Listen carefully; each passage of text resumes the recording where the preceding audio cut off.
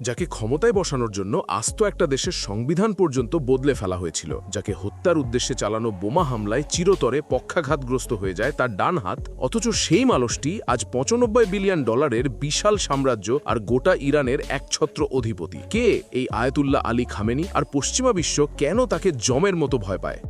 1939 সালে ইরানের মাসাদ শহরে এক দরিদ্র ধর্মীয় পণ্ডিতের পরিবারে জন্ম আলী খামেনির। ছোটবেলা থেকেই বাবার পথ ধরে তিনি ইসলামী ধর্মতত্ত্বে পড়াশোনা শুরু করেন। পরবর্তীতে কোম শহরে গিয়ে ইসলামী বিপ্লবের নেতা আয়াতুল্লাহ রুহুল্লাহ খোমেনির অধীনে শিক্ষা গ্রহণ করেন তিনি। তবে খামেনি শুধু ধর্মীয় পড়াশোনার গণ্ডিতেই আটকে ছিলেন না, তিনি কবিতা ও সঙ্গীত পছন্দ করতেন, এমনকি লেজ মিজারেবলসের মতো পশ্চিমা সাহিত্যও পড়তেন। অনেকেই বিশ্বাস করেন যে তিনি মহানবী সাল্লাল্লাহু আলাইহি ওয়াসাল্লামের ৩৮তম বংশধর, আর এই পরিচয়ের কারণেই তিনি কালো পাগড়ি পরেন এবং নামের আগে সৈয়দ খেতাব ব্যবহার করেন।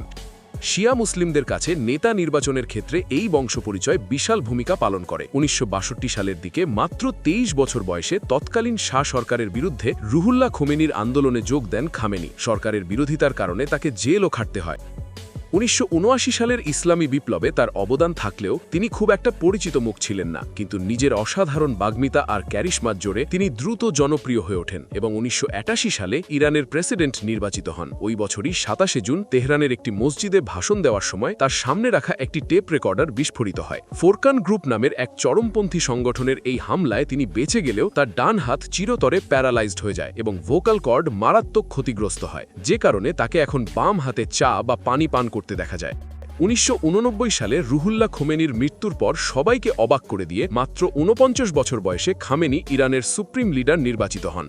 সে সময় তিনি এই পদের জন্য পুরোপুরি যোগ্য না থাকায় শুধুমাত্র তাঁকে বসানোর জন্যই দেশের সংবিধান পরিবর্তন করা হয়েছিল। ক্ষমতা পোক্ত করতে তিনি IRGCর সাথে গভীর সম্পর্ক গড়ে তোলেন, যারা আজ ইরানের মিসাইল প্রোগ্রাম থেকে শুরু করে মধ্যপ্রাচ্যের সব অপারেশন নিয়ন্ত্রণ করে। খামেনি শুরু থেকেই আমেরিকা ও পশ্চিমা বিশ্বকে প্রধান শত্রু হিসেবে দেখেন এবং নিজেকে শুধু ইরানের নয় গোটা মুসলিম বিশ্বের নেতা হিসেবে প্রতিষ্ঠিত করতে চান। এই কারণেই ফিলিস্তিন ইস্যুতে তিনি এতটা সোচ্চার।